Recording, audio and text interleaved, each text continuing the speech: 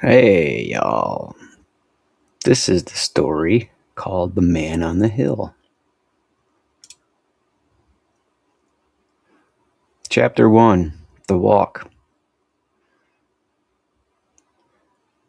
Alias walked every morning before the world remembered how to be loud. There was a time when he used to wake up with purpose, deadlines, expectations, things that needed fixing. That version of him had worn boots that moved fast and spoke louder than necessary. That version had believed that life was something you wrestled into place. This version just walked. Same boots, different man. The town he lived near had outgrown itself. Buildings stacked where fields used to breathe, roads cut through places that once held silence like it meant something.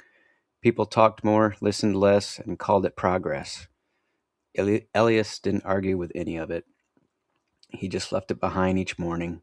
His path never changed, not because he couldn't choose differently, but because he didn't need to.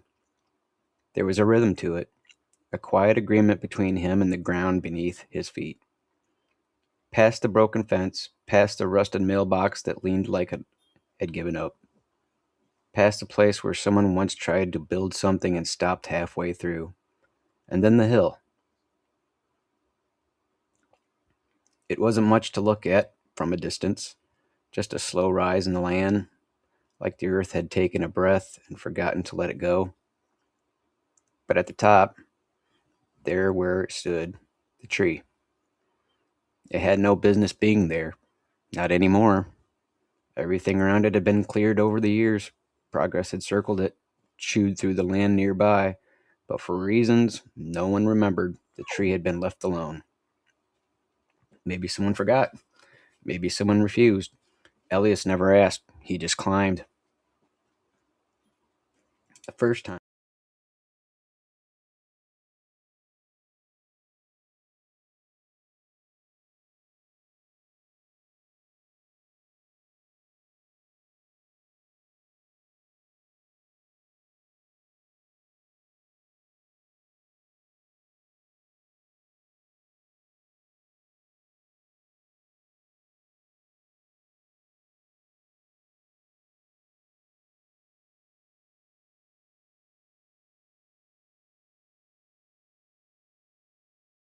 It hadn't fixed anything, but it had quieted something. And sometimes that's enough. Now, years later, he still came. Same spot, same routine. He would sit with his back against the trunk, stretch his legs out, and close his eyes. Not to sleep, just to listen. Wind through leaves, distant traffic that sounded like another world, his own breath, steady and real. It wasn't peace the way people describe it. It was simpler than that. It was the absence of everything that didn't matter. There were memories here, not the kind that arrived loud and demanding, but the kind that lived just under the surface, waiting to be acknowledged. A woman's laugh carried on the wind, the weight of grief that once bent him forward so hard he thought he might not stand again. The day he forgave someone who never asked for it. The day he realized forgiveness wasn't for them. He didn't chase these memories, he let them come. And when they did, he didn't argue. Elias wasn't a man who needed to watch anymore. Not noise, not approval, not expectations. Just this, the hill, the tree, and the version of himself that only existed here.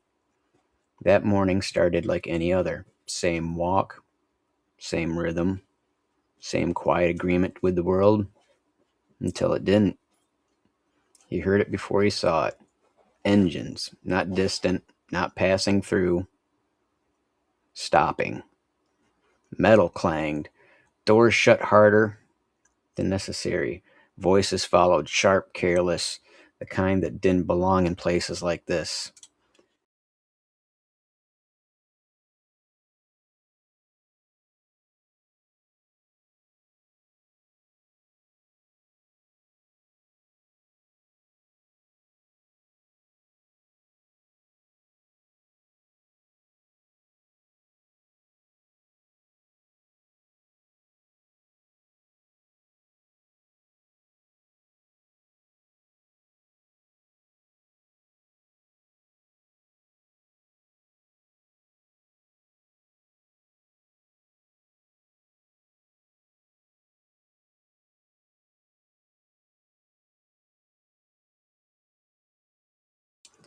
One of the men pulled a sign from the truck bed and drove it into the ground with 2 hard strikes. Even from a distance, Elias could read enough of it. Private development. Another man lifted a chainsaw, bright orange. Too loud for this place. Elias stood, slowly, not dramatic, not rushed, just certain. The walk down the hill felt different than the one up. He wasn't leaving something behind this time. He was walking toward it. "You can't cut this one," he said when he reached them. No anger in his voice, just truth, stated plainly. One of the men glanced at him, then back at the saw like Elias had spoken in a language he didn't care to learn. "Not your land," he muttered. Another man smirked. The third didn't react at all. He just pulled the cord. The chainsaw roared to life, and something inside Elias answered.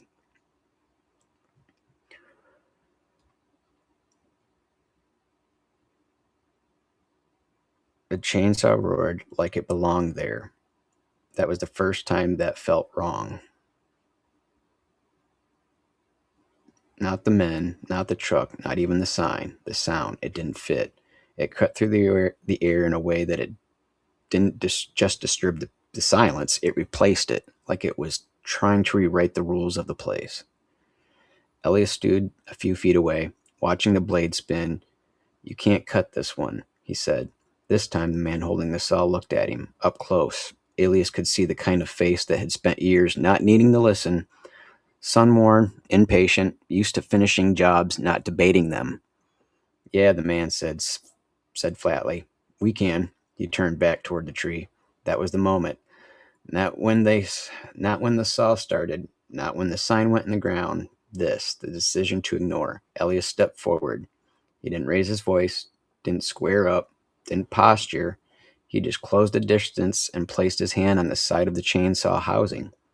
The man jerked back instinctively, killing the throttle. "What the hell are you doing?" Elias didn't answer right away. He looked past the man up at the tree, then back at him. "I'm asking you not to." There was something in the way he said it that didn't match the words. Not aggressive, not pleading, final. The man stepped back, already annoyed. "You deaf? Move along, we got a job to do." He shoved Elias slightly in the shoulder. Not enough to hurt, enough to dismiss. That was the second movement. The first had been ignored, the second crossed something. Elias took half a step back from the shove, not reacting, not yet, but something in his posture changed. Subtle, like a switch had been flipped somewhere deeper than thought. The third man, the one who hadn't said anything yet, watched closely.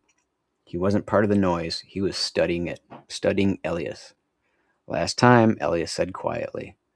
"Don't touch the tree." First man laughed under his breath and pulled the cord again.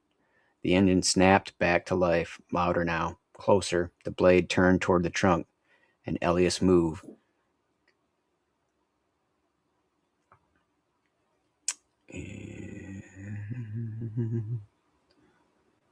It didn't look like a fight at first.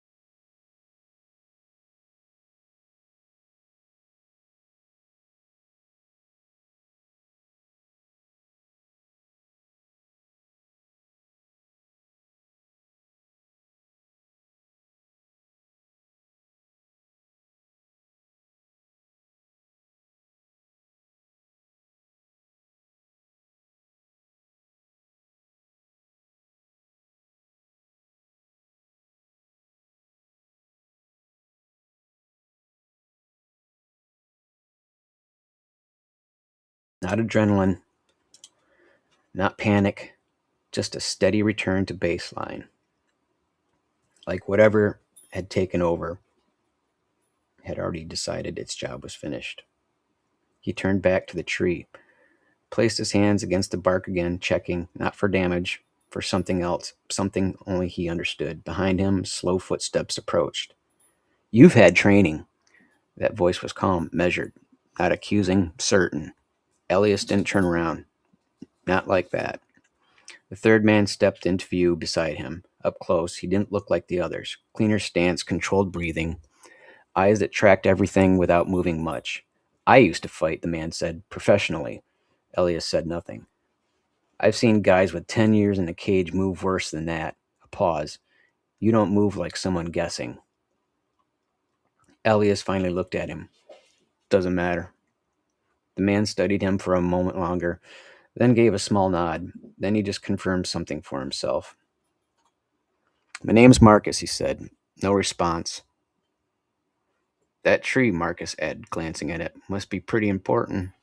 Elias looked back at it, took a breath. Yeah. Marcus let that sit. Then, you ever think about fighting? Elias almost smiled, not because it was funny, because it wasn't. No. Marcus reached into his pocket and pulled out a card, held it out. Elias didn't take it. So Marcus set it down low on a branch. If you change your mind, he said. Then he turned, walking back toward the truck without another word. The other two men were already getting up, shaken and quiet now. No more jokes, no more noise. The truck started, drove off. The hill returned to silence, but it wasn't the same silence. Not anymore. Elias stood there for a long time before sitting back down under the tree. The card stayed where Marcus left it, unmoved, but not forgotten. Chapter 3, the Ask. Marcus didn't come back the next day, or the day after that, which told Elias everything he needed to know about the man. He wasn't desperate. He was patient. A week passed before the car returned. Same one, same slow approach. Elias was already at the tree when he heard it. He didn't turn this time. Didn't open his eyes. He just listened as the engine cut and door shut. Footsteps followed, measured, unhurried. Marcus climbed the hill like he belonged there now. You always come here this early? Marcus asked. Elias didn't answer. Marcus took it that as permission to keep talking. I looked into the land, he said. Developers own it now. Paperwork's already done. A pause. They'll be back. Elias opened his eyes. That landed. You gonna fight them off every time? Marcus continued. Still calm, still probing. Elias looked out over the horizon. Won't have to. Marcus gave a small, knowing exhale. Yeah, he said, you will. Silence stretched between them, not tense, just real. Marcus stepped closer to the tree, running a hand along the bark. Thing is, he said, what you did last week, that wasn't normal. Elias finally looked at him. Did what I had to do. That's exactly my point, Marcus turned to face him. You didn't hesitate. You didn't panic. You didn't swing wild like someone protecting something for the first time. A beat. You've been there before. Elias didn't respond. Didn't confirm it. Didn't deny it. But something in his stillness said enough. Marcus nodded slightly. Yeah, he said under his breath. Thought so. He reached into his jacket and pulled out the same card. Walked over. This time, he didn't leave it on a branch. He held it out. I run fights, Marcus said. Real ones. Sanctioned. Clean. A slight shrug. As clean as they get. Elias looked at the card. Didn't take it. Not interested. Marcus didn't pull his hand back. Money's good. No. Could help you keep this place. That one lingered. Elia's eyes shifted slightly. Not much. But Marcus caught it. There it is, Marcus said quietly. Elias stood, closed a distance just enough to take the card from his hand. Not like he'd been convinced. More like he was acknowledging something. One fight, Elias said. Marcus tilted his head. Everyone says that. I mean it. Marcus studied him, then nodded. All right, he said. One. Small pause. But you don't get to decide what happens after that. Elias slipped the card into his pocket. Yeah, he said, I do. For the first time, Marcus smiled. Chapter 4. The Agreement. The gym smelled like sweat that never left. Not fresh, not recent, layered, years of impact soaked into canvas and walls. Elias just stood inside the doorway, taking it in. Heavy bags swayed slightly from distant movement. Gloves hit pads in steady rhythm. Somewhere deeper inside, voices echoed, sharp, focused, controlled. This was a different kind of noise that the world he avoided. Not careless, not random. Everything here had intention. Marcus walked ahead of him. No pressure, he said over his shoulder. Just show me what you've got. Elias didn't move. Don't have anything? Marcus stopped, turned. You dropped 2 men in under a minute. They weren't fighters. Marcus walked back toward him slowly. Neither are you, he said. That's what makes this interesting. Elias said nothing. Marcus grabbed a pair of gloves from a nearby bench and tossed them over. Elias caught them without thinking. That didn't go unnoticed. Just move, Marcus said. No one's here to win anything today. Elias looked down at the gloves, turned them over in his hands like they belonged to a different life. He put them on. A younger fighter stepped in the ring across from him, confident, loose, used to this. Take it easy on him, Marcus called out casually. The bell rang. The younger man circled, light on his feet, testing. Elias stood still, watching. A jab came, fast, clean. Elias slipped it without effort. Not flashy, just gone. Another, a combination. Elias moved just enough each time. Nothing extra, nothing wasted. The younger fighter paused, recalibrating. Marcus leaned forward outside the ropes, watching closely now. Go ahead, Marcus said. Hit him. Elias didn't. The younger fighter pressed harder. Shots came faster now, more aggressive. Elias kept avoiding, blocking when necessary, absorbing when he had to, but never returning anything. After a minute, Marcus stepped up onto the apron. Why aren't you throwing? He asked. Elias glanced at him briefly, then back at the other fighter. Nothing to protect, he said. Marcus stared at him, trying to process that. All right, he muttered. All right. He stepped back down, something clicking into place. Marcus sat across from Elias, contract on the table.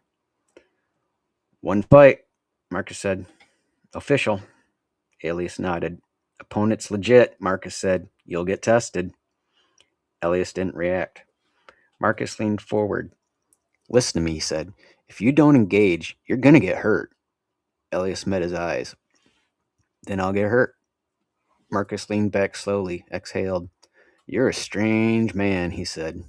Elias gave a small shrug. Just a man. He signed. Marcus watched him do it, still not entirely sure what he'd just agreed to, but certain of one thing, this wasn't going to go the way it usually did. Chapter 5, The First Fight. The arena was louder than Elias expected. Not just noise, but layers of it, voices stacked on voices, music bleeding into announcements, the dull hum of anticipation sitting underneath everything like pressure before a storm. He stood just inside the tunnel, hands wrapped, gloves already on, lights flickered ahead where the walkway opened into the cage. Marcus stood beside him. You good? He asked. Elias nodded once. Not confident, not nervous, just present. You remember what we talked about, Marcus said. Keep your distance early, read him, don't just stand there. Elias didn't respond. Marcus glanced at him. The silence again. That same one from the hill. That same one from the gym. All right, Marcus, he muttered. Let's see what you can actually do. The music hit. Not Elias's choice. Just something loud enough to carry him out. The crowd swelled as he stepped into the light. Not because they knew him, because they didn't. New blood always drew curiosity. Elias walked to the cage, climbed in, stood at the center. Across from him, his opponent. Younger, sharper, built for this. The kind of man who had spent years preparing for moments exactly like this. He bounced lightly on his feet, Rolling his shoulders, loose and ready. Elias stood. The referee gave instructions. Neither man spoke. The bell rang. The opponent moved immediately, fast, closing distance, testing range. A jab snapped out, clean.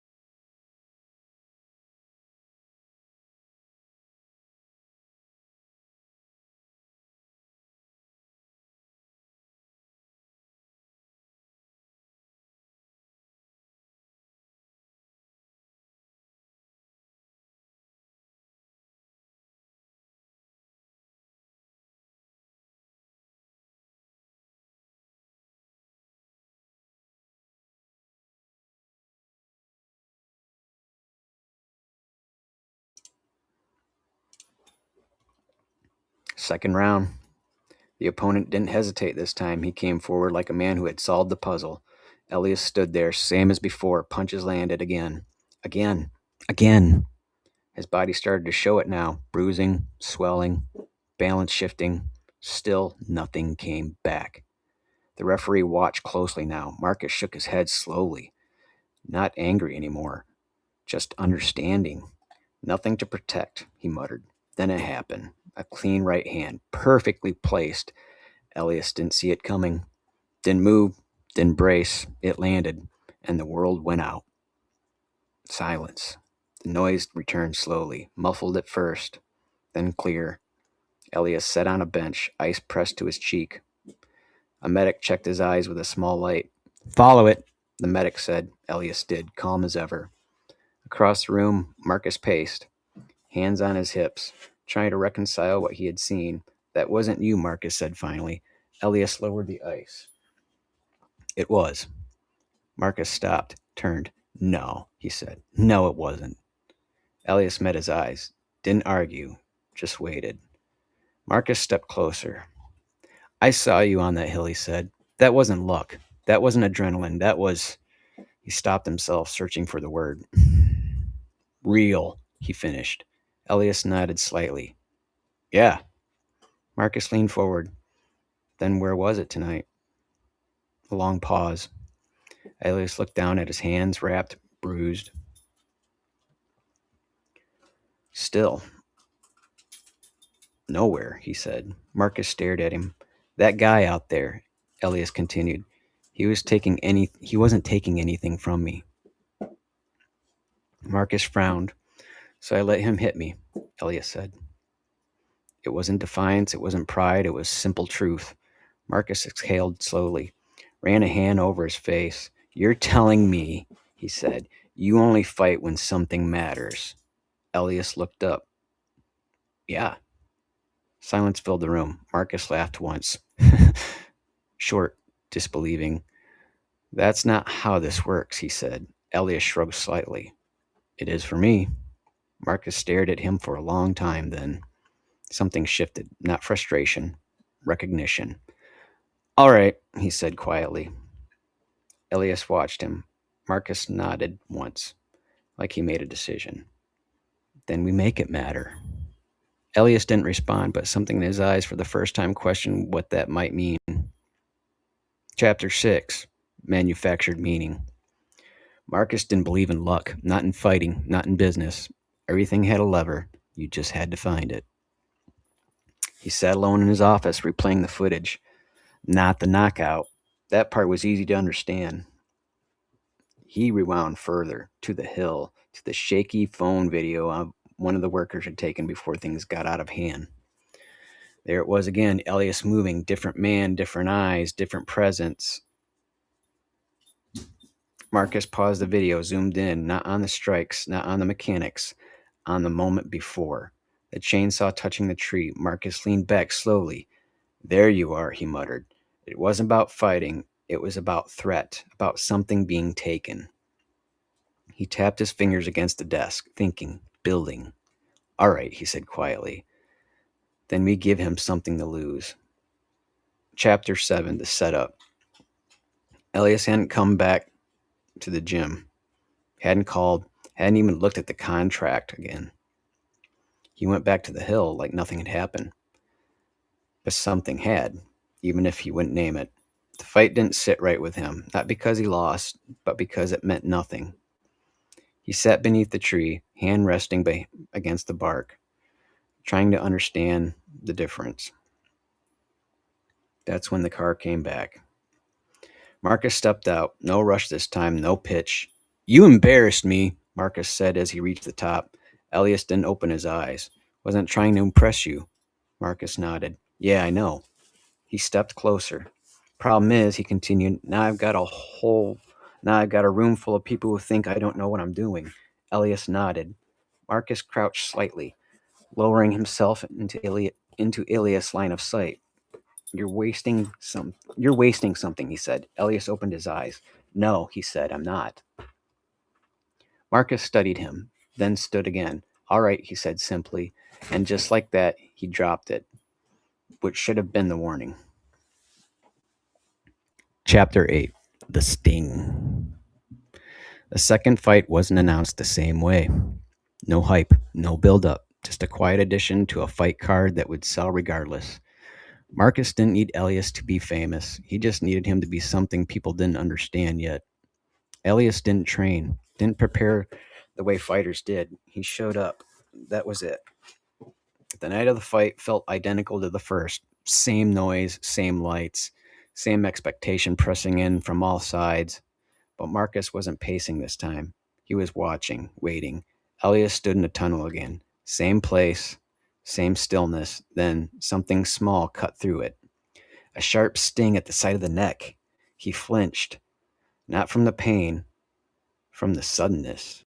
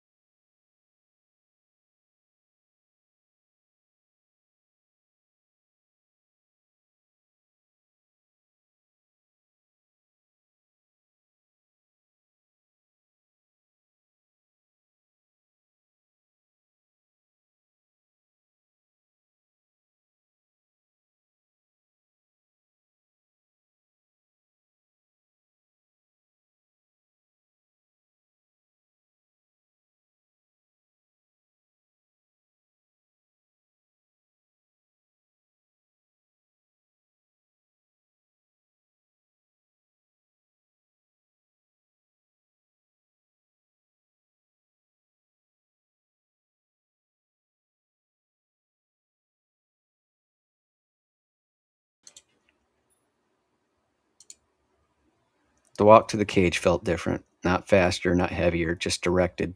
Elias stepped into the light, same as before, same man, but not the same state. Across from him, his opponent moved confidently, unaware. The bell rang. He came forward. This time, Elias didn't wait. He stepped in, met him. The first exchange wasn't wild, it was precise. A slip, a counter, clean.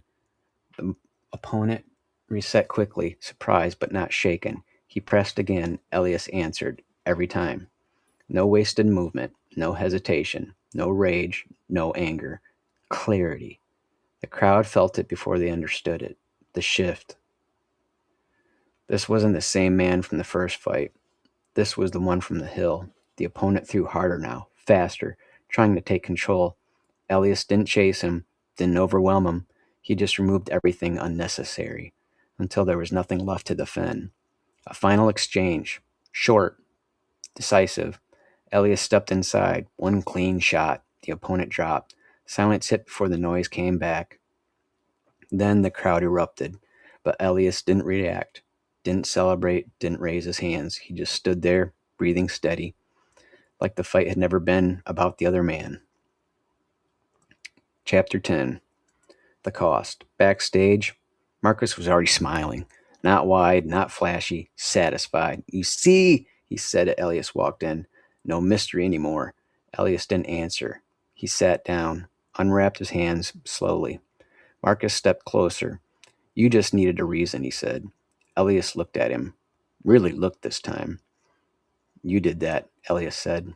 Marcus didn't deny it. "Yeah," he said, "I did." Silence filled the room. Elias reached into his pocket, pulled out the B pin, set it on the bench between them. "You think that's something you can just turn on?" Elias asked. Marcus shrugged. "Worked." Elias stared at the pin, then back at him. "That wasn't for you," he said. Marcus' expression didn't change, but something in the ear did, because now they both understood the difference. Marcus saw opportunity. Elias saw a line, and one of them had just crossed it. Chapter 11. The Return. The next morning, Elias walked, same path, same rhythm.